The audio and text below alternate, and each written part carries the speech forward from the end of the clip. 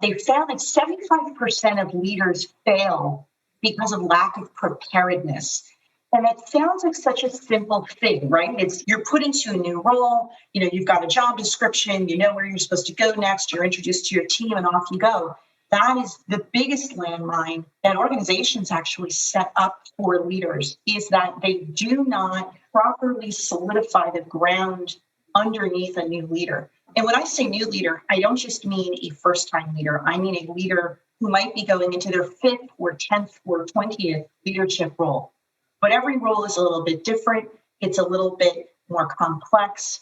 And necessarily, it is slightly beyond that person's depth. Otherwise, they would not have been advanced into that role. So that is really the biggest landmine, is that lack of preparedness. Welcome to the HR L&D podcast with your host, Nick Day, CEO and founder of JGA Recruitment, specialist HR recruiters. Tuning into the HR L&D podcast will help you to discover strategic growth concepts, leadership development strategies, and the values and behaviours that drive organisational change and success. Together, let's empower our workforces, diversify our thinking, and achieve significant HR success. Hello and welcome back to the HR L&D podcast. My name is Nick Day, founder of leading HR recruitment agency, JGA Recruitment, and of course, host of this HR L&D podcast. Now, with more than half of all new leaders failing within their first 18 months due to a lack of preparedness, today I'm joined by Claire Chandler, who is a qualified HR leadership expert who helps companies implement a repeatable, scalable system that turns new leaders into performance accelerators. Absolutely love that. She fixes the plug and pray method of deploying talent so that companies can become the revenue generating machines that they really wish to be. She's the president and founder of Talent Boost. We're going to find out a little bit more about that during the course of this podcast. And basically, she's able to leverage over 25 years of expertise in people leadership, human resources, business ownership to boost leadership alignment and effectiveness. She's got effective expertise in organizational development, organization, executive coaching, leadership development, communication strategy, and a whole lot more besides. She's also the author of The Whirlpool Effect, Inspire the Flow That Boosts Company Performance, and co-author of The Leading Beyond a Crisis, a conversation about what's next. We're also going to talk a little bit about her latest book as well later on in the podcast as well. Without giving too much away too soon, Claire, welcome to the show. How are you feeling today? Thanks, Nick.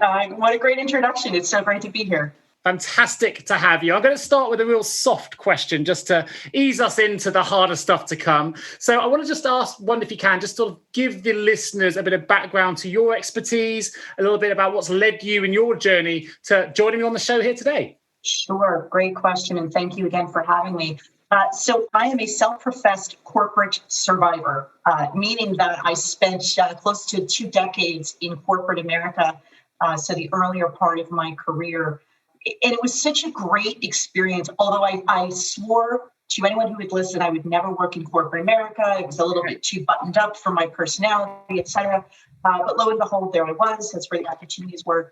So I spent close to 20 years in corporate roles, everything from communications and marketing to customer service, customer relations, and then several years in human resources, which is really where I collided with my passion, which was all things talent development, leadership effectiveness, succession management, all the ways that companies can really boost the level of the talent within their organization from the top leadership on down to the frontline individual contributor.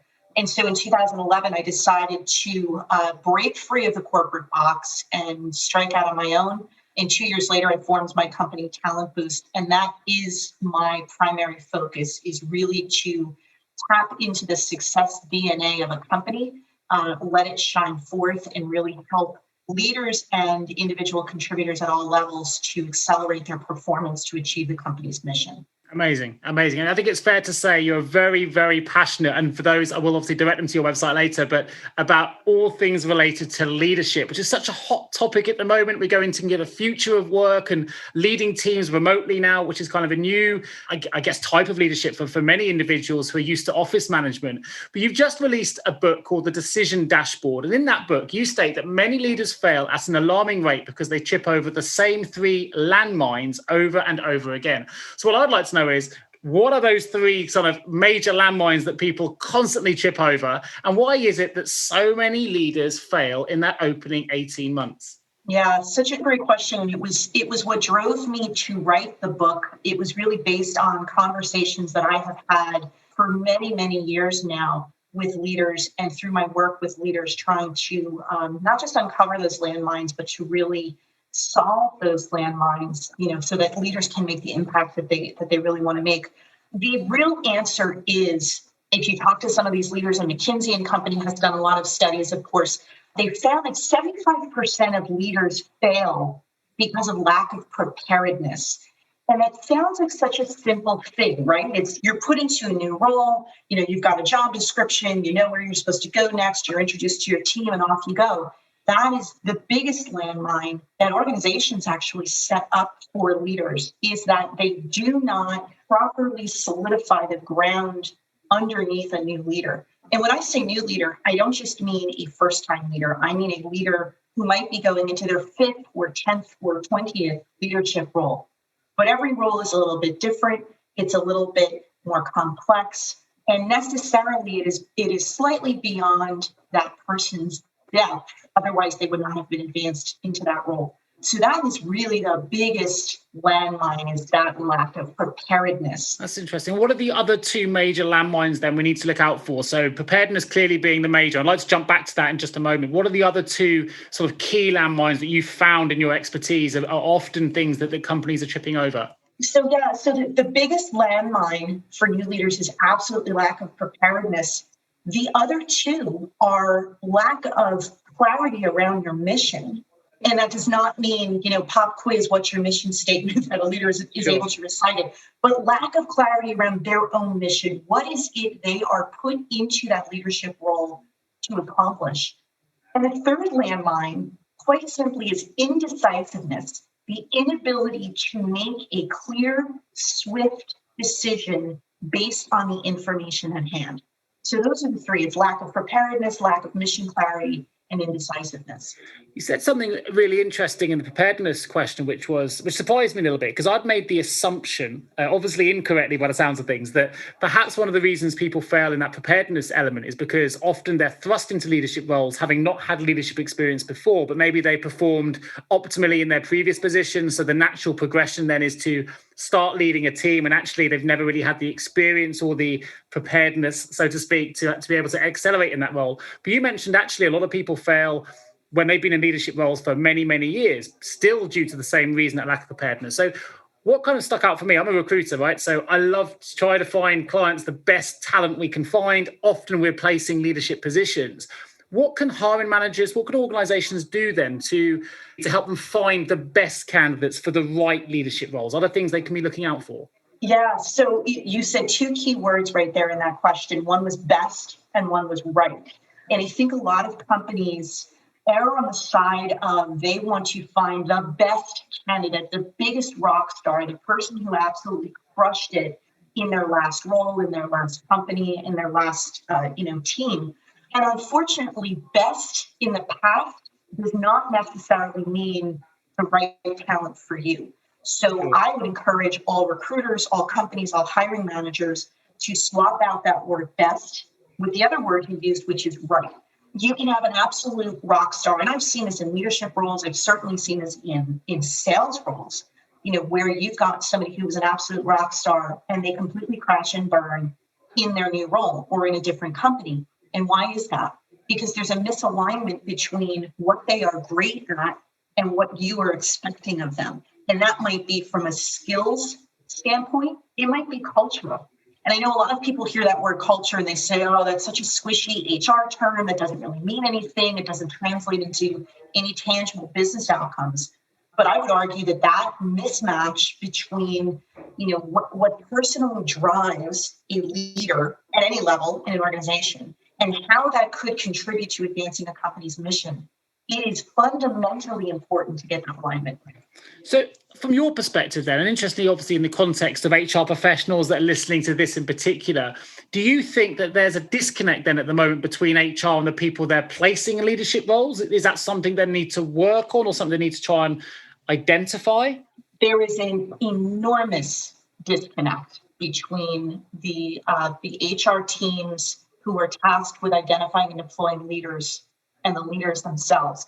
Not too long ago, I invited over 300 HR executives who were tasked with finding and deploying and readying talent to a conversation. And I also invited over 100 newly deployed leaders to a conversation because I wanted to, too often as consultants, we get enamored with our own ideas, our own theories about what is not working, what the solutions are. And I wanted to test that against the market, so to speak.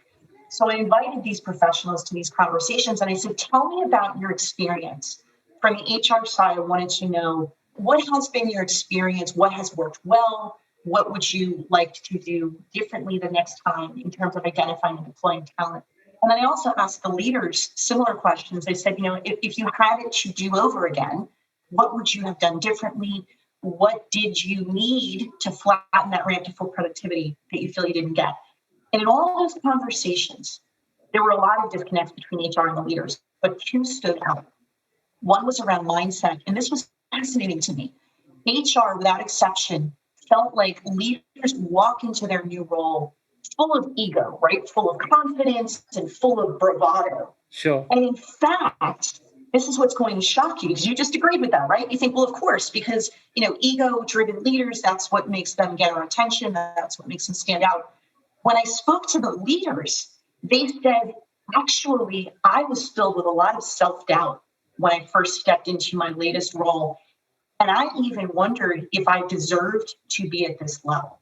Wow. That's a huge disconnect in mindset. And so think about that. I feel like they're suffering from imposter syndrome a little bit on that. Yes.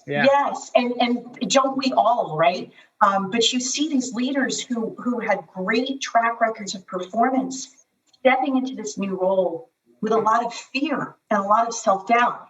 And if they're being placed by an HR organization who just assumes that they are ego-driven, that they know what they're doing, how likely are those new leaders to raise their hand and ask for help? Sure. Not very likely, right? And so that led to the other major disconnect. And there were many, but the other one beyond mindset was around what I would call resources. So, HR's sort of knee-jerk reaction to how do we increase leadership effectiveness is to do more training. And so the HR executives I talked to were all very proud of the fact that they have, in recent years, rolled out more online training for leaders to, upskill. When I talked to the leaders, they said, that's all well and good that they have this training, but I don't need training, I need results. And training isn't going to get me there. What I really need is someone to talk to about these new situations that I'm trying to navigate. So HR thinks the solution is training, and new leaders are begging for a sounding board. Interesting. So how do we then bring those two things together? How do we make them more aligned? Because as you mentioned, HR leaders perhaps are going to be reticent to potentially raise the fact they've got a feeling like they've got imposter syndrome or they're feeling that they're struggling. How do we bring that together? In your experience, what are the kind of tools that perhaps you would deploy or the questions you would ask to help align those two things and really make them work in a cohesive manner? So the first thing I always do when I see such a wide disconnect between any two leaders or professionals or teams that I'm working with is to try to find the common ground. And so even amidst all of these disconnects, the biggest point of commonality that both sides, the HR executives and the leaders they deploy, felt was around decision-making. They are all asking themselves, am I making the right decision? From an HR perspective, am I picking the right leader for the right role? From the leadership side, I am now responsible as a leader for the team, for the business outcomes, for moving our business forward. Those day-to-day and long-term decisions, am I making the right ones? So it's important to understand there is common ground between those two sides. And I think if you start from that and help to solidify the decision-making, both the focus of that and the confidence in the decisions that you're making, you're going to make a lot of strides in closing that gap. Sure. So for me, in terms of tools, One of the tools I think for HR especially is the use of assessments. And I talked to, when I had these conversations with the HR executives, I brought up the concept of assessments. And the more successful companies use some form of assessment as part of their hiring and their validation process. A lot of other companies don't. And when I sort of probed that a bit, they said, well, in my past company, we sort of used them, but they weren't really effective. Or others, we're not familiar with assessments at all. I'm a huge believer in the right assessment tools as one component for helping you to validate, on the front end that you are making the right decision in terms of aligning the right leader with the right next role. But even those companies and those HR executives who are using assessments, most of them are not taking them far enough. And what I mean by that is we use assessments, and you're in recruitment, I'm sure you use assessments a lot. Yeah. They're for those who use them and use them effectively on the front end to validate the decision. They need to go a step further, right? Because the assessment is going to tell us a lot about what is driving that individual leader, the successful one, the other internal candidates. How great would it be if you gifted that new leader with some insights from that assessment, right? Going back to that, those early days when they're filled with a lot of self-doubt, they're wondering if they are going to trip over those landmines. They're wondering if they even are worthy of being in this new position. How great would it be to sit down with them and gift them a feedback session on the insights that assessment brought to light? That alone is going to help boost their confidence by raising their self-awareness of where they excel and where they need to surround themselves with the right people and the right processes. To play a little bit of devil's advocate here, I'm just thinking about, we use assessments here, we use different psychometric tools, particularly when we're recruiting for our own staff. But I think there's a risk sometimes that you start with an assessment, you get all the findings, you understand what makes people tick, you understand their personality traits, perhaps which leaders may respond best to based on leadership styles and personality and all those different things. And we start with the best intentions. We pull all that information in, we get excited by it, we reference it in the first meeting, maybe the second appraisal or even the third, but slowly but surely, eventually we almost revert back to the root of water. We go back to the natural leaders that we may or may not be, and we almost forget that those assessments were taken at the start. So what sort of tools or recommendations would you make to help keep leaders on track so that we don't start to forget some of the findings perhaps these assessments have helped us with at the start, and to stop us reverting into, I guess for want of a better word, bad habits? I love that question. And you're so right. I think the most well-intentioned teams and companies may start out strong with something like an assessment tool and then, ultimately loses steam. Commitment is always, the key, right? If you're going to use assessments or anything else in your process, you want to find a system that works and you want to keep it going. The moment you try out a new tool and it peters out and you give up on it and then you try something else, you're perpetuating that sort of cultural attitude that this is HR's flavor of the week, right? And so you're never going to embed it in the culture. I would say in that case, one, you want to start sooner, and two, you want to embed it deeper. And here's the way to do that. Before you even introduce an assessment into your hiring or interviewing or evaluation process, do a little bit of pre-work, because contrary to past theory, there was no one ideal leadership profile. It used to be, when DISC first came out, it was, you had to be a very high D to be an effective leader, right? And that's what everybody kind of staked their claim on. And in reality, anybody can be a good leader. The key is to become really, really self-aware of what you are naturally good at and be authentic to that natural style, not try to be something you're not. And so for me, assessments can be wonderful when they are used properly. So I would do some pre-work to say, in our specific business and in this specific role, what are the attributes that are most likely going to drive success? And once you identify those attributes, then you assess based on who naturally has those attributes, as part of their natural skill. So do a little bit of pre-work before you introduce the assessment. And then the assessment itself, if you have a good one, and there are many, many good tools out there, and I have a suite of them that I swear by, but they are not the only good ones out there. But once you've introduced those, follow through. invite those leaders to take that assessment again annually. And you can even do it so that the feedback session doesn't have to be a heavy lift on the HR team. You can automate that. You can record a couple of, sort of broadly applicable feedback workshops, if you will, that help leaders interpret their own results and invite them to, share their results. I've been using my tools lately to help employees and leaders write their own user's manual. And I know that sounds a little bit weird, but just a one-page, hey, just so you know, this is how I tick. This is what drives me. These are the best ways for you to communicate with me, and this is how I best communicate back. Wouldn't it be great if everybody walked around with a one-page user manual?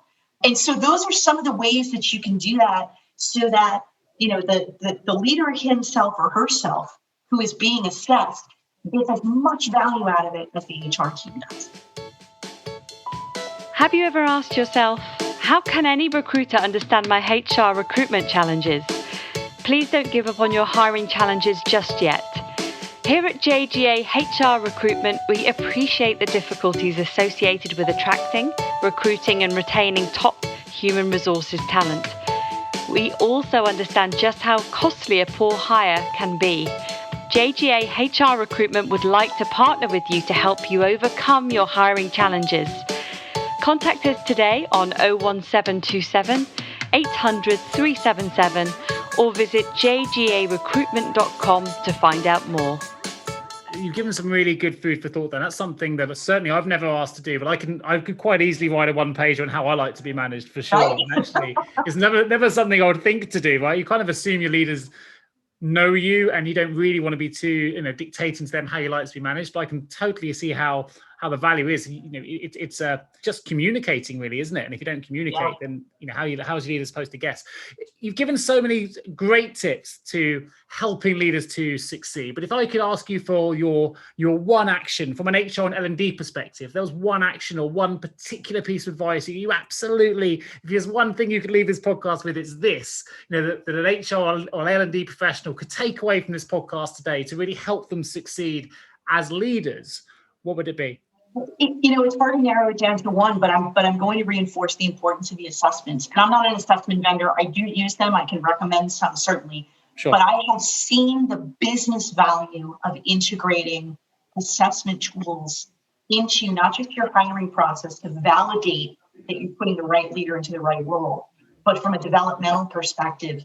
And I'll just, if you would indulge me, I'll just expand, for one more minute on the assessment. Yeah, please. The other great thing about assessments is HR traditionally has focused on leadership development by saying, here are your strengths, and those are all wonderful. Here are your areas of weakness. Let's build a development plan that forces you to spend more time in the areas that do not come naturally to you to try to strengthen those muscles. Well, if those muscles don't exist, how motivating could it possibly be to me as a leader who not only has to get my arms and eyes around a new role, but now I have to go find time to spend, more of my energy in areas that do not come naturally to me, that clearly I don't enjoy, right? So the traditional theory around developing leaders is broken. What you should do instead is take the insights from those assessments, understand what that leader is naturally strong in, and give them the opportunity to play those strengths by also surrounding them with people and processes that complement their blind spots. I cannot emphasize enough that assessments, when used right, are going to make you as an HR function look like rock stars. Amazing. There's something actually I saw on your website. For those that aren't familiar, I will put a link in the episode notes, but you can go to www.clairechandler.net, and that's Claire, Claire, Chandler, Chandler.net.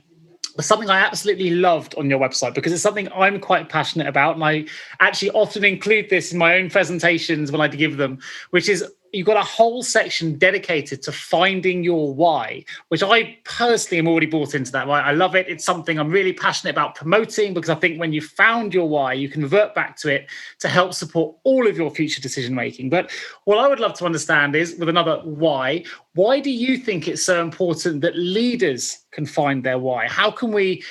Well, I'll let you explain. You've got it on your website, so obviously you have put a lot of importance to this element as well. So take the floor. Why should leaders find their why? I'm so happy that you brought this up, because the why, if you are at all a fan or a student of Simon Sinek, you know that he has built his entire brand around this concept of why. And it is not a fluffy brand. The why is so fundamental. The very first thing that I do with any company that I work with and any leader that I work with one-on-one is to help them find their why. Some companies call it their mission. Some leaders call it their purpose. Whatever you choose to call it, it's the same fundamental thing. At your core, as an individual or as a business, what are you in that position, in that business, in that industry, in that role to accomplish? And so it's really important to understand the why, the purpose of the leadership role that you're occupying. But equally important, it is so fundamental to understand what drives you internally. And when you can align, when I said earlier, it's so important to have the right leader in the right role, not just from a skills standpoint. So, identifying what are the success attributes for that particular role, and does this leadership candidate possess those as natural strengths? That's important. The other piece, though, is, do I, as an individual leader, value things that are in alignment with what the company or the team I'm about to lead values? Does my why fuel your why, and vice versa? You will find that when you are in a role that plays to your strengths, that also feeds your why, you are going to be far more productive. You are going to be much easier to follow as a leader. And at the end of the day, you might feel drained, but you're going to feel drained in such a positive way, because you will have spent that entire day in the zone. And that's where we all want to get to. I love that. It's interesting from a recruitment perspective, and actually just from a communications perspective. I've always been taught, and I've done this for nearly 20 years now, that, the secret behind a great conversation is to ask open questions. But actually, of all the open questions that live out there, the how, what, why, when, where's, why is the most aggressive of those questions? It's the one question as a recruiter you shouldn't ask anyone why, or whether it's family, or because why generally will get quite a defensive answer. It makes you think, oh, well, because I've done it this way. However, it's really important that that's the question in this context, because you need to be aggressive with yourself. If you really need to be firm about asking yourself that difficult question, because then it can really dictate all the actions that follow. And as you say, you can be energized by that, because you can say, well, I've done this because it links to my why. This is why I've done it. This is why I'm passionate about it. And I think you put that brilliantly from a leadership perspective. And I had to ask the question because I think it's so important. So, well, and it's the exact reason that I start my conversations with any company or leader I work with getting the why, that mission clarity. Remember, that's one of the landmines for new leaders, is lack of mission clarity. Understanding as clearly as we can what that why is for the role that you're about to step into and for you personally. Because once you have that defined, it makes communication so much easier. Sure. The one tip, and I'll save your audience hundreds, if not thousands of dollars in management workshops and training. The biggest key to being an effective manager or leader is not just to tell your employees what you want them to do, but tell them why it matters. When I was a people leader back in my corporate days, I literally had a Post-it note right above my computer that said, tell them why. As a reminder to me that it is not sufficient to communicate expectations of outcome to your employees. They have to understand why their sweat equity makes a difference. You have to tell them why. It's such a powerful word. And you've just saved all our listeners hundreds of thousands of dollars. So there you go, Claire. We've got to heard it here first. Well, let's jump into, obviously, I said right at the start, your new book. You recently published The Decision Dashboard. And there is a link that I will put in the episode notes for those that want to find out more about not just the book, but your website as well, because there's so many amazing links to be directed to and so many great resources.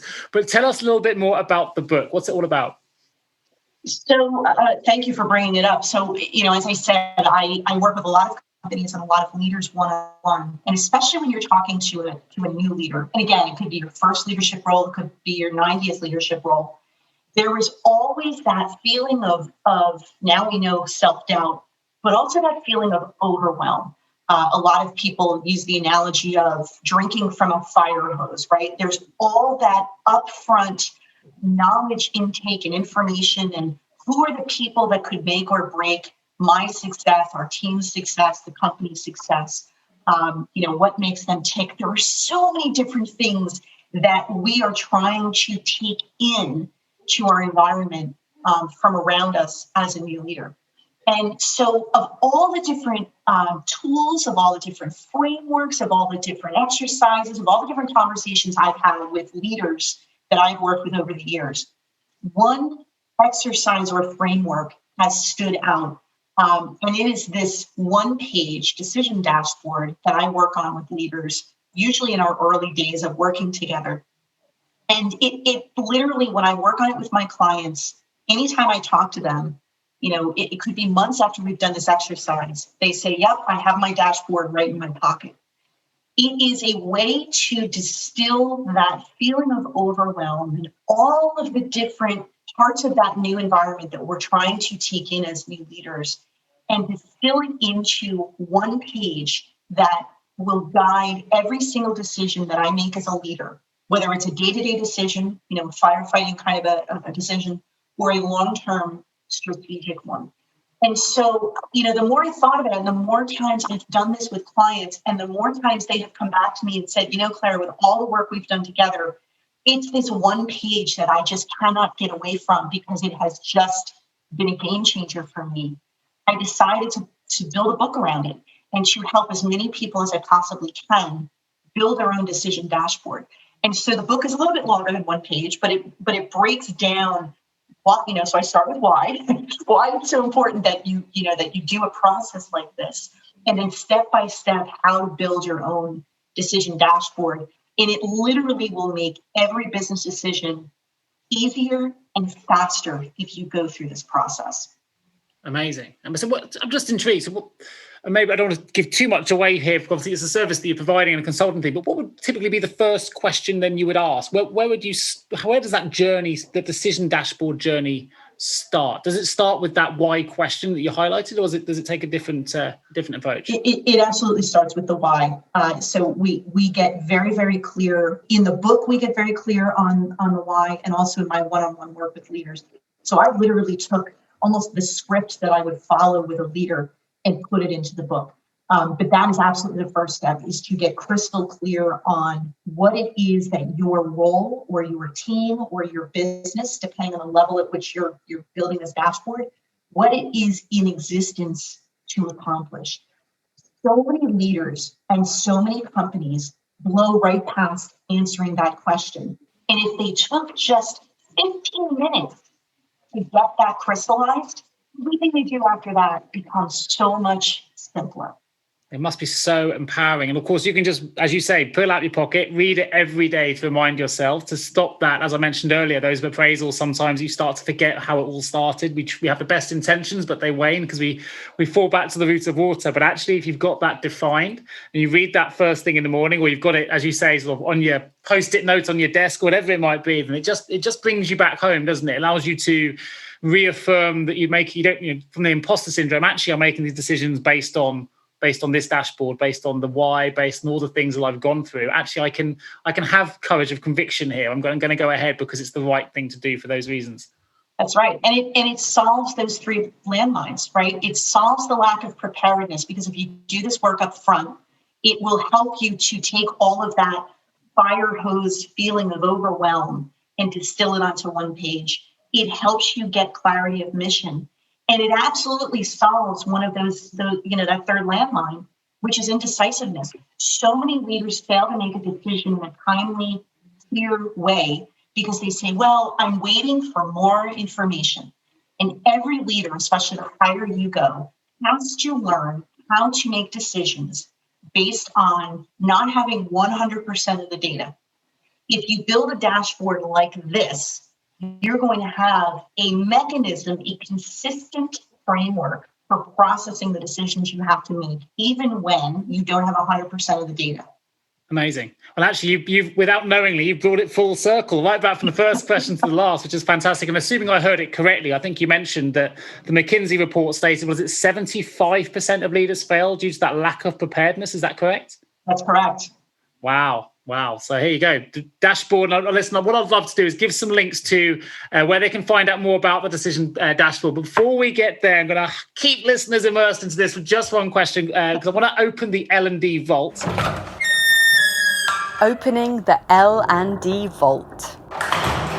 Question one within the vault for you, Claire. In hindsight, what's the one thing you now know that you wish you had known when you began your career? It's interesting. It's the same thing that new leaders were telling me in all of these conversations, which is to ask for help sooner. Don't be afraid to ask for help. Great advice. What's the one common myth you often hear in the workplace in relation to leadership, and can you debunk it? I would say the number one thing is if your business is underperforming, you don't necessarily have the wrong talent. You just may be deploying them in the wrong way. Clever. I like that. And last piece, and we may have covered this already, we're going to ask the question again. It's the great way to finish today's conversation. What's the one piece of advice you would give to someone recently appointed to a leadership role who has no prior experience of leadership? I'm going to say again, rewind to that manager's tip that I gave you before about, telling them the why. But I would say don't inundate yourself with all sorts of training and all sorts of workshops. Find yourself a sounding board. Surround yourself with one or maybe a couple of people who have been where you are, who have navigated the situations that you're facing, and lean on them as a sounding board. It will help you advance exponentially faster than any training could provide you. Amazing. Fantastic. Claire Chandler, thank you so much for joining me on today's HRLD podcast. I have mentioned, of course, if for those that want to find out more, you've got an amazing website that's full of loads of free resources. So please do check it out. It'll definitely enrich your leadership experience. You can go to www.clairechandler.net. And I will, of course, put that link in the episode notes. Within that link as well, I will also include a special link so you can book a discovery call directly in with Claire as well, which is also you can find at discoverywithclaire.com. So those links will be available. Is there any other links you'd like to share, Claire, where people can find out more about your decision dashboard, or indeed if they want to connect with you? The discoverywithclaire.com, absolutely. In fact, while we are rounding out this episode, if you have not already logged on and booked a call with me, please do that. I would love to hear from you. The other link, if talking about this decision dashboard and clarifying decisions and just making your life easier, whether you're an HR person or a new leader or an existing leader, go to thedecisiondashboard.com, get the ebook. It's also available on Amazon, but I would highly recommend the ebook because it's bundled with all sorts of bonuses that you won't get with the paperback edition.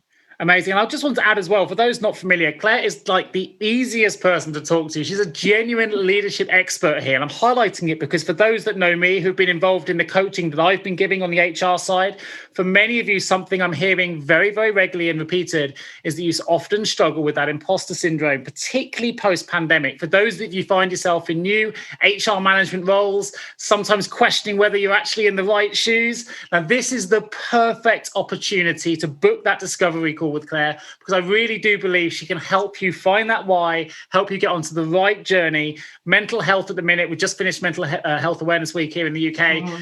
It's really, really important that we get on top of it. And you can do that now with a discovery call with Claire or by getting that book. And I wouldn't usually say that at the end of a podcast, but I think right now it's an important thing to raise, because there are a lot of amazing leaders out there who just with a little bit of guidance and a little bit of why finding, I think they could really, as you say, performance accelerate where they are and really help them to really optimize the performance in the roles they've got. So Claire, thank you so much for joining me on today's HR L&D podcast. And of course, if you are an HR or L&D professional looking for support with recruitment, please also give me a call, nick@jjrecruitment.com. And of course, I'll put those links in the episode notes as well. Claire, thank you so much for joining me today. It's been an absolute pleasure.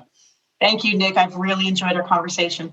Fantastic. And listeners, I look forward to bringing you the next episode of the HR L&D podcast real soon. Take care of yourselves and each other.